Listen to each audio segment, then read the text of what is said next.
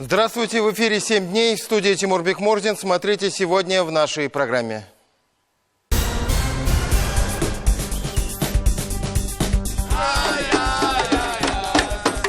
И снова здравствуйте. Как Казань оказалась в эпицентре футбольного карнавала. Яркие моменты праздника.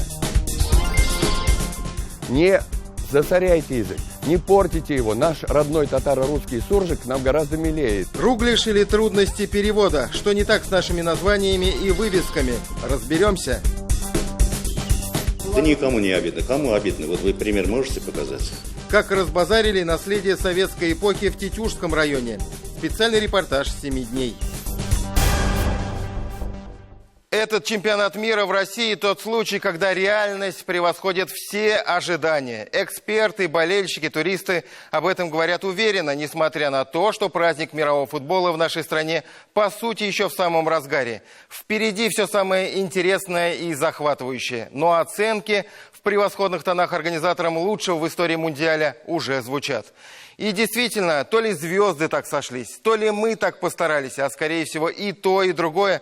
Но этот чемпионат мира оказался богат на эмоции, яркие события, сенсации и красивые голы. Российская сборная явно не была чужой на этом празднике футбола, показав более чем достойный результат. Да, многие видели нашу команду уже в полуфинале и даже в финале мирового первенства. Но, увы, хорватский орешек оказался нам не по зубам. Впрочем, к ребятам и к тренеру Черчесову, конечно, не может быть никаких претензий. Они бились, не щадя себя, и показали, что и в России умеют играть в футбол. Я даже не сомневаюсь, после домашнего чемпионата нашу сборную ждет прекрасное будущее. Придут и большие победы. Тем более, что общероссийский футбольный бум после такого чемпионата мира просто обеспечен. Казань все эти несколько недель просто купалась в праздничной атмосфере. Как мы уже не раз отмечали, нам повезло невероятно. Мы увидели классные игры на Казань-арене, стали свидетелями заката чемпионов мира немцев. Нас порадовали шумные, но очень позитивные колумбийские и аргентинские болельщики, веселые французы и скромные корейцы. Ну и, конечно, мы очень рассчитывали, что к нам в город приедут и кудесники мяча. Самая титулованная команда в мире – сборная Бразилии, поддерживаемая своей, пожалуй, самой шумной и неунывающей торсидой. И вот на этой неделе мы увидели этот яркий, зажигательный карнавал и на улицах Казани, и на поле стадиона «Казань-арена», где бразильцам противостояла крепкая и умелая Бельгия. Результат всем хорошо известен. Бразилия, знаменитые пентакампионы, едут домой. Не везет в Казани южноамериканским командам. А вот Бельгия остается в игре и поборется в полуфинале с сильной французской сборной. Мы приближаемся к кульминации чемпионата. Остались полуфиналы и финал. И мы это увидим. Наш корреспондент Сергей Темляков внимательно следит за всеми перипетиями чемпионата мира, чтобы поделиться с вами самыми вкусными и интересными подробностями. Давайте узнаем, какой нам запомнилась эта неделя футбольного мундиаля в России.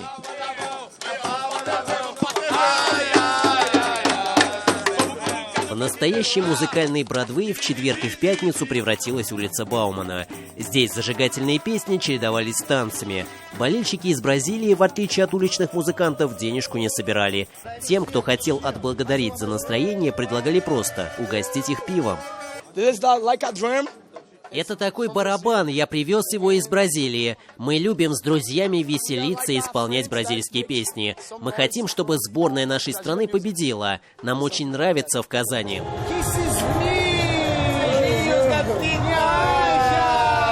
Андре, Саускавера и Педро передают видеопривет в чате женам и говорят нам: на связи каждые 3 часа, иначе бы не отпустили. В России на футболе уже 3 недели, и уезжать не хочется. 2-0. In finale. Final. Russia. 1-1. Final. Всего в Казань приехало 10 тысяч фанатов из Бразилии.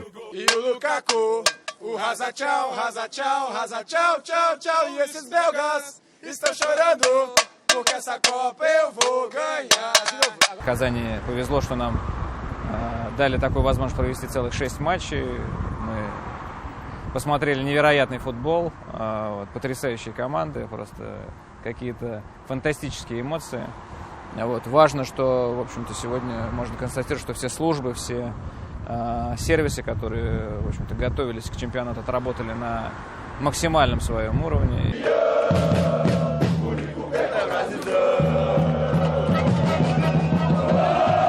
У отеля, где разместилась сборная Бразилии, день и ночь дежурила многочисленная армия фанатов.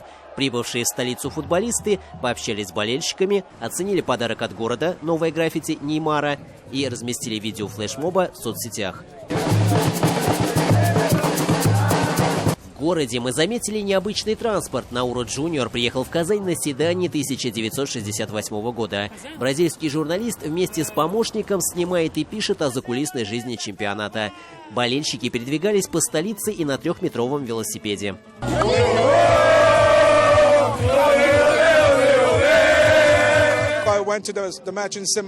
Я был в Самаре, когда сборная Бразилии выиграла у сборной Мексики. Это мой второй матч и 4-й чемпионат мира в моей жизни. Я очень рад, что приехал в Казань. Это великолепный город. Здесь такие дружелюбные люди.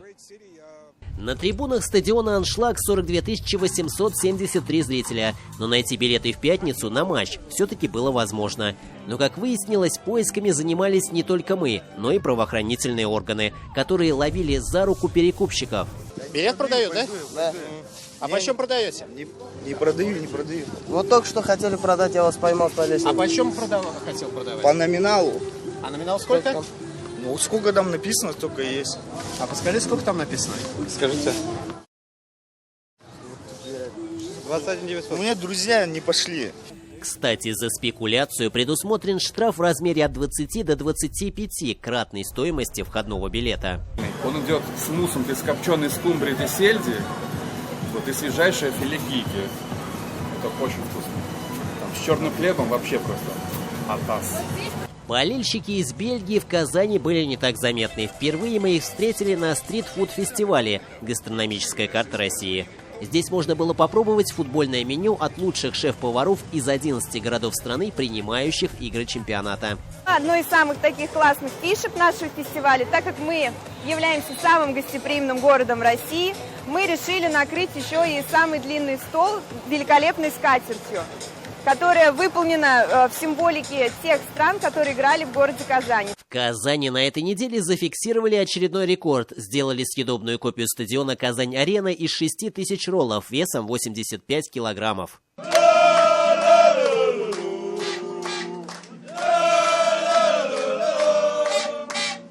Бельгийские болельщики в один голос нам говорили, что хоть их и немного, но поддержка на стадионе команды будет горячей. И действительно, звезды сошлись. Пятикратный чемпион мира сборная Бразилии была обыграна со счетом 2-1. Николас говорит, он тоже поучаствовал в этой победе, как талисман. Это статуя Христа из Бразилии, и поскольку мы играем с Бразилией, мы надели на нее футболку нашей сборной. Как бы говоря, это наш бельгийский Христос. Я специально одеваюсь как талисман нашей команды уже несколько лет. Колумбийцы берут билеты на день после матча домой. Но если выиграют, соответственно, эти билеты меняют. Вот такая традиция. Вот. Очень остались довольными японцы. Они жили на базе у нас Рубина. Очень довольной осталась и австралийская сборная, но, к сожалению, она первой покинула Казань. Не смогла выйти из группы, отмечает Владимир Леонов. В четверг уехали колумбийцы. Разъехались все сборные, которые базировались в Казани. Крайний матч на Казань-арене завершен. Футбольная сказка близится к финалу. Для болельщиков продолжает работать фан-фестиваль у чаши. И в таблоидах, и сегодня везде в средствах массовой информации пишут, что все-таки мы сделали такую, по-настоящему, не в кавычках, а перезагрузку нашей страны относительно такого внешнего периметра. Я больше скажу относительно внутреннего периметра, потому что мы раскрыли наши города, мы раскрыли потенциал нашего народа. I think Kazan has been a fantastic host city for the World Cup. Казань – это фантастический город, это очень красивый город, это город с богатой историей и культурой. Матчи, которые мы видели в Казани на чемпионате мира, это невероятные матчи. Великолепная игра, великолепный стадион, великолепная атмосфера как в городе, так и на стадионе. Хочется вновь вернуться и еще раз вернуться в Казань. What can we wish more? I don't know. Just to come back and come back and come back to Kazan. То, что в столице Татарстана президенту ФИФА очень понравилось, свидетельствует тот факт, что он лично приехал в субботу в исполком Казани, чтобы выразить слова благодарности. Кстати, пока Казань — единственный город, в исполком которого приехал Джанни Инфантино. Он отметил хорошую работу команды мэрии. Владимир Владимирович Путин собирает большое совещание уже, которое как раз-таки будет посвящено отдельно наследию чемпионата мира по футболу. Мы подведем и статистические итоги, но и думаю, что пропишем, и, в общем-то, будут какие-то протокольные решения, некой дорожной карты, как мы с этим наследством, богатством, я скажу, будем жить и развиваться дальше. Но, пожалуй, о главном итоге чемпионата мира можно говорить уже сейчас. Это невероятный положительный импульс в развитии спорта вообще и футбола в частности. Родители стали приводить, звонят всегда нам в школу. Тренер Ренат Гениатуллин говорит, записаться в секцию по футболу хотят как мальчишки, так и девчонки. И этому можно только радоваться. Очень большой поток начинается, потому что это очень здорово стимулирует детей. Они не только, как говорится, в компьютере сидят, теперь они хотят сами это посмотреть, как это получается. Правда, есть большой недостаток, во дворах не играют, и приходится их обучать. У них нет навыков.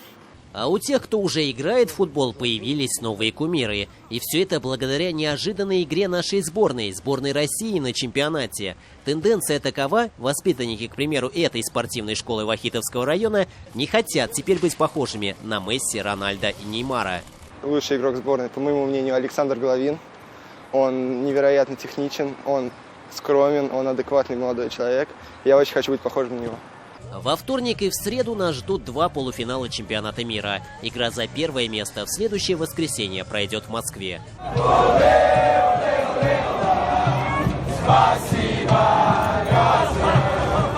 Сергей Темляков, Роман Безменов и Андрей Мохов. 7 дней.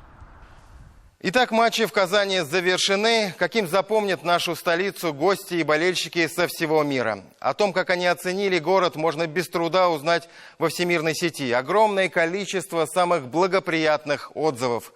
Теперь еще, наверное, не скоро мы переживем такое нашествие пришельцев. Удалось ли нам с ними найти общий язык? Безо всяких сомнений. Ведь мы так старались, что даже перестарались, я бы сказал.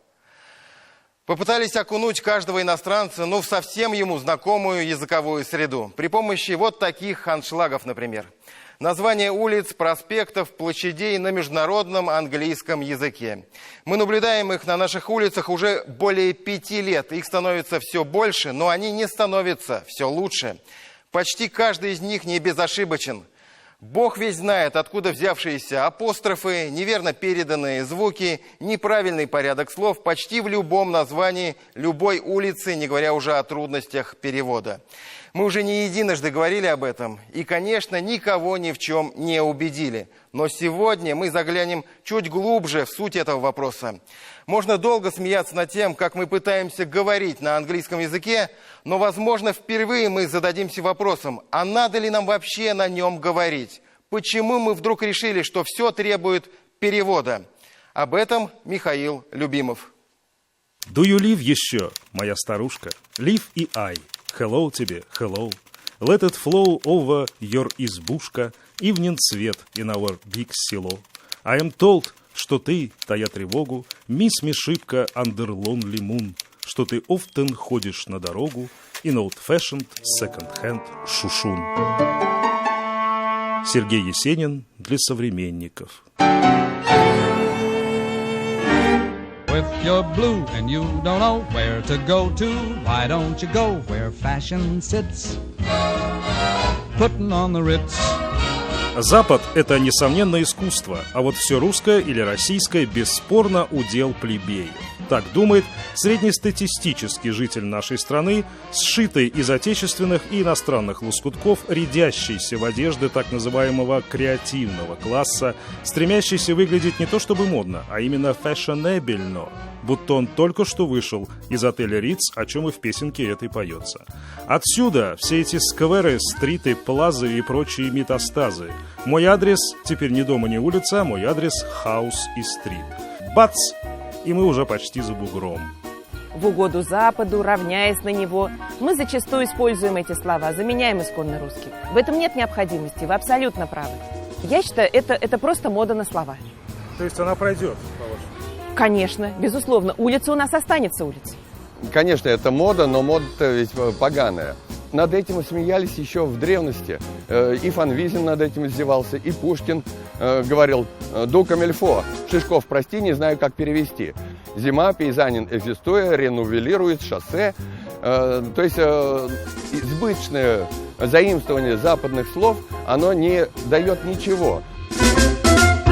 На улице Баумана в Казани в 20 метрах друг от друга расположены две туристические карты для иностранных туристов. Их роднит лишь одно – стремление не просто написать все латинскими буквами, но еще и окунуть интуриста в знакомую языковую среду при помощи стритов, опять же, и авеню. Даже при передаче аббревиатуры слова «стрит» в Казани нет никакого единообразия, чего уж говорить об остальном. Улица Горького даже на этих двух картах имеет два различных лица.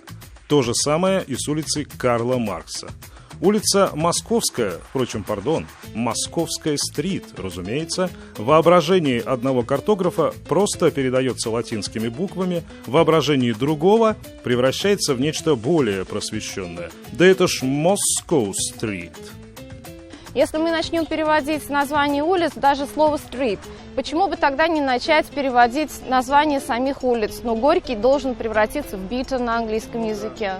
Или в какие-то горки и так далее и тому подобное. Здесь идет уже просто не просто недопонимание, здесь начинает вводить в заблуждение название улиц. И поэтому целесообразно оставлять название улиц в том виде, в каком они есть на русском языке. С уличными аншлагами то же самое. Можно даже не говорить о падежных окончаниях всех этих имен, о том, что никто в Казани, кажется, не способен на то, чтобы даже слово «центр» написать по-английски правильно. И так, есть о чем поговорить. Вот Оренбургский тракт. Браво! Это транслитерация, то есть побуквенная передача названия. Однако через пару километров трудится уже другой, не шибко влюбленный в родину переводчик, и тракт превращается в path, то есть в некую тропинку, путь. Слово «оренбургский» теряет русское окончание, чего почему-то не происходит с соседом, опять же трактом, то есть пафом мамадышским. Ну а проспект Победы – это, конечно, жутко сложно для иностранца. Победы авеню, улучшайзинг во всей красе. А ведь многим нравится «нас хлебом не корми, дай что-нибудь позаимствовать». Иностранцам слова «штрассы», «авеню» ближе к пониманию, нежели чем переулки, закоулки, околотки и так далее. Это понятно? Вы знаете, очень хороший вопрос, Михаил, но я думаю, что в данном случае было бы интересно узнать мнение именно иностранцев. Что мы и сделали. Улица Баума. Хорошо звучит, да? Это лучше? Да, это лучше. Вы видели это слово на латинице? Так и написано было? TSA. Здесь, в Казани или где? Самара. А какое слово вам, как иностранцу, интереснее? Стрит или улица, проспект? Улица. Улица. Это лучше. Улица. Стрит is... Проспект? Проспект? Да, я знаю, видел в Санкт-Петербурге. Невский проспект. Невский проспект. Так вы уже были в Петербурге? Да. Интуристы вспоминают Самару и Санкт-Петербург. И вот почему. Заглянем в принципы и правила транслитерации и перевода на английский язык названий объектов городской среды Санкт-Петербурга. Читаем. Обязательным способом передачи названий городских проездов, улиц, площадей, набережных и т.п. является транслитерация, как основной, так и статусной части названия. Примеры. Невский проспект. Невский проспект. Набережной реки Фонтанки. Набережная реки Фонтанки. Улица на англоязычной карте Петербурга, равно как и на всех указателях в городе, это именно улица. Кстати, вот и карта Казани, составленная не нашими умельцами, а западными. Никаких стритов и авеню тут нет и быть не может. Тут улицы, просто и со вкусом. ul.ul – улица. Разумеется, такие названия достопримечательностей, как Казанский Кремль или мечеть Кул-Шариф, вполне можно и перевести. Вот это как раз для удобства. Ведь любому иностранцу куда важнее знать именно русское слово «набережная», например. You know, how can I get to the embankment? Вы не подскажете, как пройти на набережную? Embankment. Oh. Конечно, мы понимали, что английское слово embankment, набережная, знают далеко не все, поэтому приготовили вот это. А заодно мы узнаем, что же действительно лучше. Мы помочь не можем, мы тоже туристы. Набережная. Набережная. Oh, thank you. Embankment. Это сложное для русского уха слово, как мы выяснили. Ладно, а вот это можете прочитать? Набережная реки Казанки. One moment, please.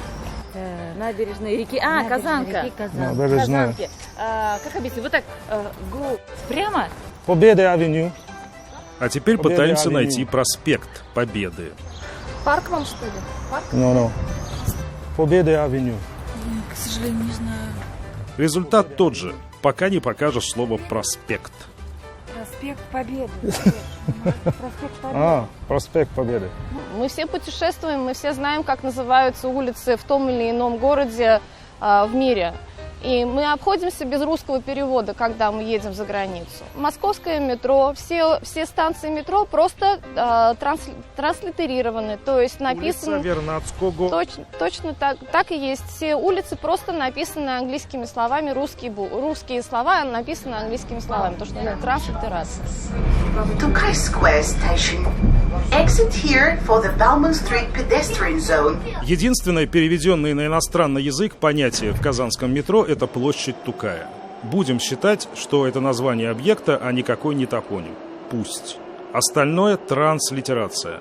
Слава богу, что не стали ломать голову над Козьей Слободой, что, кстати, было весьма вероятно, поскольку на нашей Бауман-стрит старотатарскую слободу совсем не пощадили. Old Tatar Settlement.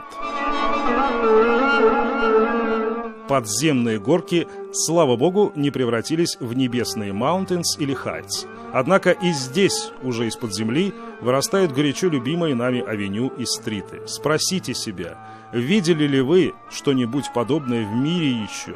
Да ни в одном европейском городе, если он не расположен на острове, подобного нет. Слова «рю» или «штрассе» знает каждый ребенок. И никому в Европе не придет даже в голову, что все это нуждается в переводе или каком-либо выдавливании из себя родного отечественного духа. Ведь все эти наши интерпретации, переводы, упрощения упрощают и нас самих, ставят нас в положение вечно кого-то догоняющих. А догоняющий, как известно, не догонит никогда. Это создает облик города в том числе и создает впечатление о людях города, о культуре города, об уровне образования людей, живущих в городе в том числе. Не засоряйте язык, не портите его. Наш родной татаро-русский суржик нам гораздо милее. Дым отечества нам сладок и приятен. А чем это все кончится-то? Это пройдет. Это шушера, это всплывшая пена. Она растворится, поток ее сдует. Но надо бороться. Разумеется, далеко не все нуждается в переводе. Ведь никто из нас с вами не удивляется, что живем мы в Казани, а не в кастрюле и не в котелке.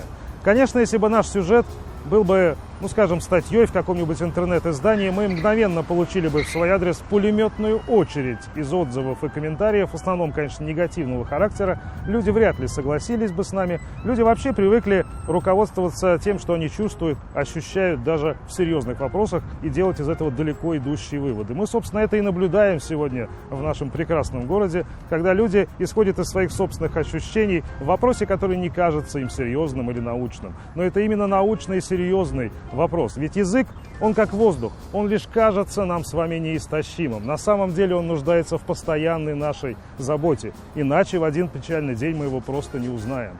Если мы проявим эту заботу, тогда, видимо, и на нашей стрит будет celebration. Михаил Любимов, Хамид Шамсеев и Андрей Мохов. 7 дней.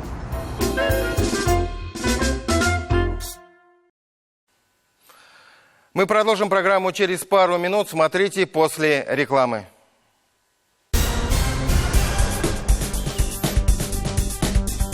никому не обидно. Кому обидно? Вот вы пример можете показать? Как разбазарили наследие советской эпохи в Тетюшском районе. Специальный репортаж «7 дней».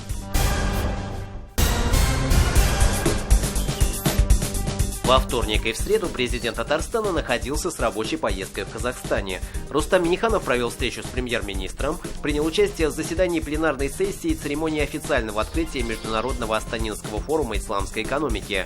Также Рустам Минниханов открыл представительство ТНВ, корпункт 10-й филиал нашей телерадиокомпании и первый международный. В четверг премьер-министр Татарстана Алексей Песошин в Доме правительства объявил о начале конкурса на разработку концепции первого в Казани экорайона. Создание первого в Казани экспериментального экорайона планируется на участке площадью 759 гектаров на территории бывшей артиллерийской базы в Кировском районе Казани. В пятницу Рустам Минниханов в Казанской ратуше принял участие в заседании межправительственной российско-эмиратской комиссии по торговому, экономическому и техническому сотрудничеству. Провели заседание министр промышленности и торговли Российской Федерации Денис Мандуров и министр иностранных дел и международного сотрудничества Объединенных Арабских Эмиратов шейх Абдулла бен Зейд аль-Нахаян. В пятницу с рабочим визитом в Казань приехал президент Туркменистана. Вместе с Рустамом Миннихановым он посетил технопарк «Идея» и осмотрел выставку предприятий Татарстана. Вечером Гурбангулы Бердымухамедов посмотрел матч чемпионата мира на стадионе «Казань-Арена».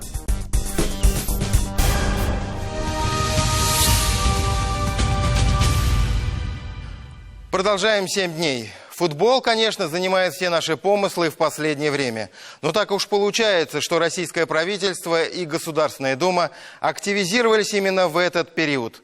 Трудно сказать, совпадение это или нет, но именно на эти даты чиновники запланировали ряд важных, можно сказать, судьбоносных решений. О повышении пенсионного возраста вы все, конечно, знаете, а на этой неделе Госдума в первом чтении приняла законопроект, предусматривающий повышение НДС с 18% до 20%. Для чего это было сделано, объяснили уже в правительстве. Такое решение, считают там, это шаг в направлении формирования дополнительных доходов в бюджете. А деньги казне сейчас ой как необходимы. Хотя бы для исполнения того же майского указа президента России Владимира Путина. А это возможность для новых социальных расходов, повышения зарплат бюджетникам и так далее. Отдельно подчеркивается, что льготы по НДС для социально значимых товаров и услуг сохраняются. Казалось бы, какие могут быть вопросы? Но в экономике так не бывает. Если где-то прибывает, значит в другом месте обязательно убудет. Так где убыло? Очевидно, что если на одной чаше весов новые возможности бюджета, социальные расходы, на другой – дополнительное бремя для бизнеса и, как следствие, перспектива роста инфляции. Что тут важнее и ценнее? Какая чаша? Зарина Ахметова пыталась разобраться вместе с экспертами. Будет изменена ставка налога на добавленную стоимость. Сейчас базовая ставка НДС 18%. Предлагается сделать ее 20%. Пока вся Россия, можно сказать, жила ожиданиями праздника футбола, правительство объявило о планах повысить пенсионный возраст и налог на добавленную стоимость. Два резонансных, два ключевых для экономики страны решения были приняты в тот самый момент, когда их ждали меньше всего. В случайность таких поворотов судьбы поверить сложно. Кроме того, эксперты видят во всем этом определенную логику. Во-первых, внимание людей и общественности отвлечено грандиозным спортивным событием. А во-вторых, тот же праздник футбола накладывает на страну ограничения. Массовые митинги и собрания проводить запрещено. Поэтому обсуждение автоматически переходит на просторы интернета и соцсети. Это тактически правильно сделано. Опять же, вот такие вот у нас власти, они теоретически подкованы. Повышение НДС на 2% с 18 до 20% неизбежно. Вот это вот, как говорится, к гадалке не ходи. Повлечет за собой, во-первых, рост цен на все и вся. Второй момент, это уж никак не будет способствовать развитию того самого малого и среднего бизнеса, вывода его из тени. Налог на добавленную стоимость, которую уплачивают производители товаров и услуг, один из основных источников пополнения федерального бюджета. Его повышение, по мнению правительства, принесет казне еще примерно 620 миллиардов рублей в год. Собранные средства должны стать частью суммы, необходимой для исполнения майского указа президента Владимира Путина. И, по словам министра финансов Антона Силуанова, будут направлены на социальные нужды и повышение качества госуслуг. Если же заглянуть в сам указ, то в пункте под номером 13 можно найти следующий абзац. Правительству обеспечить в 2024 году достижение следующего целевого показателя – увеличение численности занятых в сфере малого и среднего предпринимательства, включая индивидуальных предпринимателей, до 25 миллионов человек. Как же в таком случае повышение налогов для предпринимателей может повлиять на развитие предпринимательства? Самое интересное, что никто не просчитывал, как это скажет на конкурентности наших ведущих отраслей, повышение НДС. Поэтому очень такое сложное отношение к этому. С одной стороны, вроде надо, но повышать надо так. Надо, по идее, чтобы поднимать инициативу, снижать налоги, снижать нагрузку на бизнес, на фонд оплаты, стимулировать это дело. Бизнесменов такой ход со стороны правительства тоже не обрадовал. Вот, к примеру, письмо от представителей общественной организации малого и среднего предпринимательства «Опора России», направлено председателю Госдумы Вячеславу Володину. «Опора России» не поддерживает принятие законопроекта, поскольку его принятие обернется дополнительной фискальной нагрузкой на бизнес в размере не менее 600 миллиардов рублей, приведет к росту цен, сокращению потребительского спроса. Повышение НДС еще больше усилит и без того высокую нагрузку на фонд оплаты труда, что явно не будет способствовать обелению зарплат. Предприниматель с большим стажем, депутат Казгордумы Марат Бикмуллин уже давно является ярым противником этого вида налога. Он считает, что мы должны устанавливать ставку не на уровне европейских стран, где НДС варьируется от 20% и более, а снижать ее, как, например, это сделали в Китае. Только так у бизнеса появятся дополнительные средства, которые можно будет направить на развитие и сделать экономику более конкурентоспособной.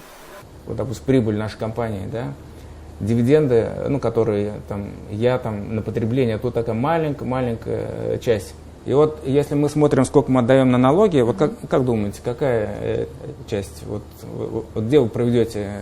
Я думаю, где-то четверть, не знаю. Да, вы ошибаетесь. Я ошибаюсь? Вот это у нас, это налоги. Вот где-то вот столько остается у нас на то, что мы вкладываем в развитие, в расширение, да, производства, в разработку новых видов продукции, а вот это мы все даем в бюджет. Вот. И с НДС здесь, вот, наверное, больше половины. То есть вот это у нас НДС. А вот по мнению предпринимателя Артема Барахтина, повышение НДС – это не самая насущная проблема для бизнеса. По крайней мере, бизнеса наукоемкого. Предприятию, которое занимается строительством промышленных роботов, больше всего прибыли приходится тратить на научные разработки. И лучше заплатить налог, но зато получить реальную помощь от государства, к примеру, в виде грантов. Любое повышение, как говорится, любого налога – это уже неприятная ситуация. Конечно, как говорится, неприятно, когда определенный твой доход накладывает какой-то дополнительный налог, который ты должен будешь отдать. Но ничего с этим не сделаешь. Вот. И в принципе, если уж говорить по поводу НДС, это дополнительно всего 2%. Гораздо хуже проблема, если деньги собранные, скажем так, в результате повышения этого налога собранные деньги пойдут не туда, и, как говорится, не будет увеличение промышленности, ВВП страны, это будет гораздо хуже. Увеличение ставки НДС, оно, конечно, напрямую не влияет на предпринимателей, но косвенно, конечно же, на бизнес может повлиять отрицательно. Почему? Потому что все-таки увеличение ставки НДС увеличит себестоимость продукции за счет перевозок, за счет закупки сырья. Это повлияет на конечную стоимость, а конечную стоимость у нас платит кто? Потребитель. Действительно, если предпринимателям придется отдать из своего кошелька дополнительно 2%, то вот конечным потребителям придется уплатить больше. Цены на товары, по мнению экспертов, неизбежно подскочат. И, конечно, это приведет к снижению покупательной способности. То есть, допустим, сначала из нефти производят этилен, потом идет ее полимеризация, производится полиэтилен, другие продукты. И вот такая цепочка, она, как правило, в среднем, то есть, составляет где-то 5-6 звеньев. Да, там налогооблагается только добавленная стоимость, то есть сырье, материалы туда не входят. Но при этом, когда оборотный налог, он таким образом построен, что каждый последующий, он еще дополнительно налогооблагается. Поэтому это в целом, в конечном счете, когда уже полиэтилен, как ведерко или какой-то, я не знаю, ручка или пластиковая какая-то фурнитура придет, это уже будет не 2% дополнительного прироста, а порядка 5-6%. Ненадолго заглянем в прошлое. НДС в России появился только с 1992 года. Тогда процентная ставка была установлена на уровне 28%. Чтобы стимулировать деловую активность и поднять конкурентоспособность экономики, с 1994 года ставку понизили на 8%. Еще 2 пункта налог потерял с 2004 года и составил 18%. Более ставка не менялась, и вот с начала следующего года НДС планирует повысить до уровня 1994 года, до 20%. А что об этом думает население? По результатам исследования Фонда «Общественное мнение» 57% опрошенных россиян считают, что повышение НДС негативно повлияет на их благосостояние. Еще 21% респондентов не опасаются роста НДС, а 4% граждан считают, что повышение налога окажет на их жизнь положительное влияние. Все, конечно, возможно. Зарина Ахметова, Роман Безменов и Андрей Мохов. 7 дней. Надо понимать, что все эти усилия российского правительства, они ведь не от хорошей жизни. Казну нужно пополнять, средства изыскивать, а где, по сути, их взять? Будем объективны, малый и средний бизнес за все эти годы так и не стал устойчивой и надежной опорой российской экономики. По мне, так все эти прогнозы о том, что к 2024 году вклад предпринимательства в ВВП страны увеличится почти в 2 раза, до 40%, выглядят мало реалистично, потому как для этого нужен прорыв. Мощный рывок в этой сфере, но никаких реальных предпосылок для этого нет. Татарстан уже много лет пытается оживить деловую активность, особенно в сельских районах, путем развития муниципальных промышленных площадок. Но процесс идет трудно, потому как пробудить в сельских жителях коммерческую жилку ой как непросто. Подавляющее большинство территорий в республике живут на дотациях, и это ни для кого не секрет. И мы даже внутренне к этому готовы, даже свыклись с этой мыслью, что это нормально. Есть районы-доноры, как и в целом по России, есть регионы-реципиенты. Одни зарабатывают, у других для этого просто нет возможности. А это уже путь в никуда. Возможности есть всегда, как и резервы для роста экономики. Другое дело, когда районные власти не хотят это увидеть или не видят. Сейчас республика, можно сказать, с нуля пытается создать в районах необходимую промышленную и доходную базу за счет развития так называемых индустриальных парков. И это абсолютно правильный подход. Но вы только представьте на минуту, что наряду с этими площадками в Татарстане действовали бы и предприятия советского еще периода. Те самые колхозы-миллионеры, имущество которых сегодня по разным причинам распродано, разбазарено, промотано. Поучительную историю привезла из Тетюшского района Ильзира Юзаева. Завидная альтернатива сырьевому развитию АПК. Они не мычат, не блеют и не крякают. Их не нужно растить, кормить или поить. Нужно просто покопаться в навозе. Дело хоть и червивое, но деньги, как говорится, не пахнут. Практически лежат или ползают под ногами. Я не хочу, чтобы меня сняли. Бригадир навозных копателей спешно закрывает ворота. То ли улов сегодня неудачный, то ли не позволяет сниматься дресс-код. В деревне Кляшево Тетюшского района охоту на червей начинают с ранней весны и до поздней осени. В этом гараже расположился цех расфасовки, собранной в округе биомассы. В бригаде работают как минимум человек 20. В основном это женщины и дети. Зарплата сдельная. За 65 червей, а их считают поштучно, каждый работник получает 12 рублей. И что для деревни ценно, живыми деньгами. Товар тут же отправляют в Казань. Дождевые черви для городских рыболовов-любителей самая ценная и потому самая дорогая наживка. Маленькая баночка в рыболовном магазине стоит уже как минимум в 2 раза дороже. Спрос есть. У тетюшских поставщиков червей всегда есть свои клиенты и заказы на свежую сельскохозяйственную продукцию. Даже так? 1 год я ходила, потому что нужно было. Денег не было? Да. Нужа заставляла. Да, Заставила, вот. Да? Ходила я один сезон, летом месяца, наверное, 3-4, а так нет. Хатыннарын таптырганнан баралардыр яшәргә кирәк бит. Балалар үстәргә кирәк, укытырга кирәк. Тырышкан кешегә булайым да. Шушы кызудан суалшан казуан татты белинде. Эрлек инде ул, хурлык инде ул. Терлек жоқ. Халық сала башлады, іше башлады всюна. Суалшаннар жияларсыздар. Суалшан. 2 бригада, 3 бригада суалшан жия хатына. Уже поздно сез мында авылда эш биткәнгә аптырап йөрисез. Поздно. Мында инде авыл биткән, всё. Мы строили и, наконец, построили. 40 лет в деревне Кляшево Тетюшского района прокладывали путь к заветам Ильича. Колхоз-миллионник с одноименным названием гремел на весь Советский Союз. Вот все, что осталось от гигантского, даже по меркам Советского Союза, хозяйства. Но здесь поражает не просто разруха, завораживают ее масштабы. Да так, что хочется сказать спасибо пособникам за труд. Это отголоски былой славы, вот что осталось от богатого наследия.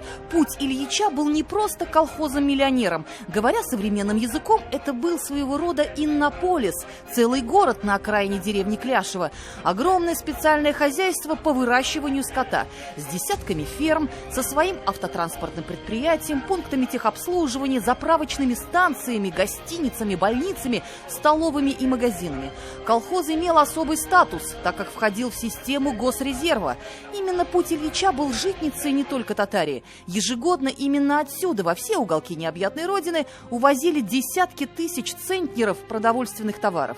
Что самое важное, путь Ильича смог выжить даже в самые смутные перестроечные годы. На период смены экономической формации в колхозе насчитывалось 4500 голов скота, свыше 35 единиц техники и 200 человек работников. Миллионер колхоз, вдоль дороги, столько работы было, столько техники после Ибрая осталось, вот после Садыкова. Все на ноль вывел. Вақытта тәртіп бар ие, анда государство бар ие, хөкүмәт бар ие, анда зарплат төлейләр ие, аванс төлейләр ие вақытта. Хайрында нәрсе воровать-то нечего инде, нәрсе воровать мында. Раз утыртмага китмәгән. Новому хозяину досталось богатое наследие советской эпохи. Шаукат Хусаинов возглавил процветающий колхоз в начале 90-х годов. Наследство оказалось настолько завидным, что новому руководителю ничего не оставалось делать, как хорошенько все прибрать к своим рукам. Буквально за считанные годы путь Ильича из передового хозяйства превращается в закоренелого должника. Некое доселе никому неизвестное предприятие под названием «Новый путь» якобы выдает колхозу многомиллионный займ для проведения посевных и уборочных работ. Колхоз-миллионер этот займ, естественно, вернуть не может. Все имущество, нажитое за 40 лет, народным трудом уходит кредитору в счет оплаты. Частная структура, агрофирма «Новый путь» таким вот незамысловатым образом обретает могущество, а ее руководитель Шаукат Хусаинов, тот самый председатель колхоза «Путь Ильича», становится полноправным и единоличным владельцем всего народного имущества, к которому, по сути, не имел никакого отношения. Вы председатель колхоза, получаете? Да. «Путь Ильича». Путь Был? Ильича. О, это было... Давно было? Давно.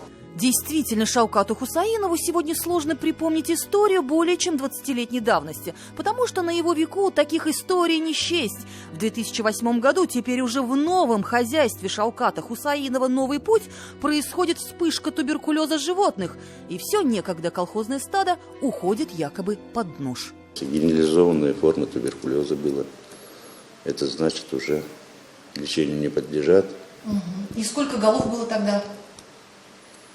Тогда было уже 750, что ли. И что все да, под нож. 2000'ден артык баштырлыгы. Ул бернинди де яшурда шурттерленеместе де жок ие. Шу аны бер вредитель шулай эшләде. Анда үгезләр китте кычкырып, быкылдап торган үгезләр. Алар авыру түгел ие. Моны вредитель эшләде, бер нәрсә дә түгел. Нинди туберкулез булсын инде, ул Гитлер барда Мәскәүгә китте. Менә нап киттеләр дә, ул Гитлер барса да Мәскәүгә тикшермичә кирмәйсен туберкулез булсын. Нет скота – нет денег. Возможно, такие экстренно принятые председателем агрофирмы меры были связаны с жизненной необходимостью. Новый путь оказался не таким уж и новым. Предприятие постигло та же участь, что и советского колхоза-миллионера. Шаукат Хусаинов обращается в арбитражный суд о признании агрофирмы «Новый путь» банкротом. Как оказалось, предприятие накопило долгов свыше 15 миллионов рублей. Из них более чем 3 миллиона – это долги по недоимке взносов на выплату страховой и накопительной части трудовой пенсии. То есть люди, всю жизнь отпахав в колхозе, благодаря именно этому человеку получили на выходе мизер. А эти, которые всю жизнь проработали, 8 тысяч пенсия, минималку получили. Это стыдно просто, стыдно. Да никому не обидно. Кому обидно? Вот вы пример можете показать? Это еще кто-то со стороны повода на нас немножко наезжать, что ли? А так нет. Душевное состояние бывшего председателя колхоза Шауката Хусаинова пребывает в полном спокойствии. Он живет словно в параллельном мире. Банкротство агрофирмы «Новый путь» никак не повлияло на его материальное благополучие. У Шауката Хусаинова новое, весьма успешное крестьянско-фермерское хозяйство. На балансе предприятия 37 единиц сельхозтехники, свыше 300 голов крупнорогатого скота. Шаукат Хусаинов у нынешнего руководства района на хорошем счету. В 2015 году именно этот заслуженный работник сельского хозяйства на своем новом предприятии проводил показательный семинар-совещание. На переднем плане глава сельхозуправления, чуть подаль наш герой. Мир, дружба, жвачка? Власти не доглядели, может, не на ту лошадь. Говорят, не на ту лошадь поставили когда-то. Сейчас же так, закон не нарушил. Или закон нарушил, тебя не поймали, ты не преступник, вроде герой. От колхоза «Миллионера» же остались рожки да ножки. Согласно отчетам конкурсного управляющего, которые были предоставлены арбитражному суду, у предприятия должника агрофирмы «Новый путь» осталось имущество рыночной стоимостью свыше 2 миллионов рублей. Но реализовать его смогли только за 398 тысяч рублей. И то как строительный отход.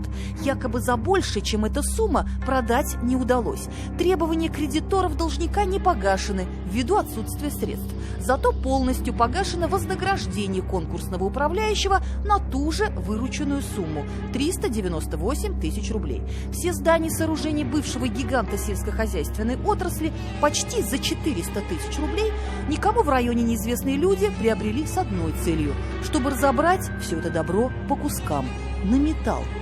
Зерносклад 20 тонн, конюшня 15 тонн, мельница 15 тонн, всего 285 тонн. Но эта история была бы голословной, если бы не одно главное обстоятельство. В Кляшево до сих пор живет живой свидетель всех этих трагичных событий. Первый руководитель колхоза «Миллионера», депутат Верховного Совета СССР Ибрагим Садыков помнит все до мелочей. Ему уже 93 года, он прошел всю войну, и он поднимал колхоз с руин. Орден Ленина как доказательство его славы. А теперь представьте, что чувствует человек, на глазах у которого угасло дело всей его жизни. Что чувствует человек, который видит, как загнивает его село, а его некогда гордый и трудолюбивый народ, чтобы заработать себе копейку на жизнь, копается в навозе. Ильзира Юзаева и Роман Безменов. 7 дней. Завершить нашу программу мы бы хотели все-таки на позитивной ноте. Мы уже рассказали в нашей программе, как весело, душевно отметили праздник Сабантуй в районах республики и в столице Казани. А на этой неделе пришел черед федерального Сабантуя, который с размахом прошел в столице Чувашской республики в Чебоксарах. Среди почетных гостей президент Татарстана Рустам Минниханов. Как отметили участники этого грандиозного мероприятия, пока жив Сабантуй, будет жить и великая, многонациональная, многоязычная Россия. Жить в мире и согласии, крепнуть год от года. Мы у себя в республике в это верим твердо, еще и потому, что наряду с татарским Сабантуем также весело проводим и все другие праздники народов республики. Русский Каравон, чувашский Уяф и Учук, удмурский Гарынбытон, марийский Симык. Вся эта неделя была богата на праздничные мероприятия. Мордовия, столица стоя, пара кулема, пальвиный ансамбль мартатариаса улема. Задорные мордовские частушки на татарстанской земле. Разве они могут кого-то оставить равнодушным? Тем более, когда теплый воздух напоен ароматами цветов, скошенного сена вперемешку с запахами костра и свежеприготовленной ухи. Знаток своего дела, повар Геннадий Карабаев, своими рассказами только раззадоривает аппетит. Тут лещ, судак, в основном два вида. Вот. Карп с самом. А какая вкуснее? Какая вкуснее? Разнорыбье самое вкусное. Но волжскую все уважают. Эта уха у нас прудовая, карась, карп, но он маленько горьковатый, прудовая. В мордовский праздник солнцестояния ты просто обязан попробовать все. Ну и какой Валдаш и Князь без протяжных задушевных песен. Ой, да,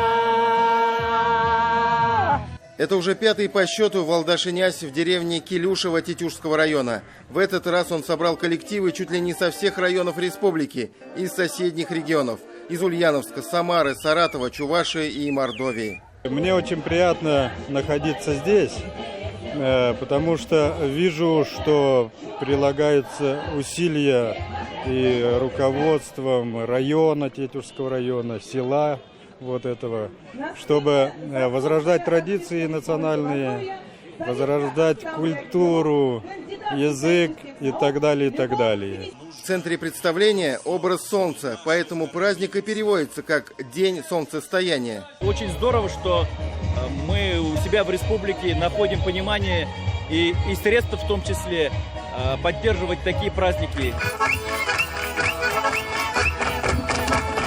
С размахом в этом году отметили и Горын-Бетон в Балтасинском районе. Любимый праздник удмуртов. И здесь все схоже с татарским сабантуем, мордовским Валдаши-Нясь. Народные шествия, где впереди символично солнце и земля. Все для того, чтобы погода была хорошая, а урожай богатым. И, конечно, пляски до упада, песни, выступления артистов, веселые конкурсы и народные гуляния. И еще один неотъемлемый атрибут праздника – ароматная каша из пшеничной крупы. Горын-Бетон по традиции проводят на лугу в период цветения. В переводе праздник означает окончание посевных работ, что роднит его с татарским сабантуем.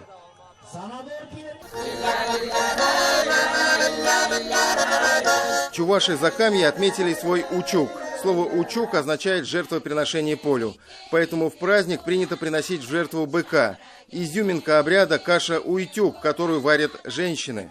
На Учуке все очень схоже с другими праздниками. Вкусная каша, песни и пляски, но есть у Чувашей Закамья и свои особенные традиции. Например, угощать всех гостей домашним квасом, сделанным по старинным чувашским рецептам. Чувашский Учук в этом году отметили в Альметьевском районе, а федеральный сабантуй ярко и весело отпраздновали в Чебоксарах. Основные торжества прошли на Красной площади, столице Чувашской республики. В празднике приняли участие около 500 представителей национально-культурных объединений татар из 41 региона России. Мы имеем возможность показать наши обычаи и традиции. Для Чувашской республики татары это не новость, потому что здесь проживает 34 тысячи татар. Они здесь работают, процветают. И многому мы сюда возим наших татар и показываем, как надо работать и жить. И в то же время нашей республике 116 тысяч чуваш. Они свой язык учат, они свою культуру сохраняют. И мы в этом всегда помогали и будем им помогать. Это наша сила, это Россия, когда все национальности, все вероисповедания в дружбе и согласии находят и друг друга поддерживают. Рустам Миниханов поблагодарил руководство Чувашии за прекрасную организацию праздника и выразил слова благодарности всем делегациям из многих регионов страны, которые приехали в Чебоксары и стали участниками федерального сабантуя. Праздничную неделю венчали чувашский уяв и великолепная Марийская восьмерка, которые прошли масштабно и красочно, соответственно, в Нурлатском и Менделеевском районах. На этнофестиваль марийского народа, который, к слову, прошел впервые, в село Илеть съехались делегации из Башкортостана, Удмуртии, Мариэл, Татарстана, Свердловской и Кировской областей. Всего более 500 гостей. Праздник стал еще одним ярким примером единства татарских мари, их бережного отношения к своей самобытной культуре, языку, любви к родному краю, дружбы с другими народами и жителями республики. Кульминацией фестиваля стало совместное исполнение танца «Марийская восьмерка», в котором приняли участие более 1000 человек. Тимур Бекмурзин, Амир Залюшев, Ирик Хабибулин, Рамзиль Гарипов, Ильшат Аюпов и Игорь Романов. 7 дней. Это все на сегодня. С вами была программа «7 дней». Я Тимур Бекмурзин. Удачи вам во всем, добра, счастья. Встретимся через неделю на телеканале «Новый век» в программе «7 дней».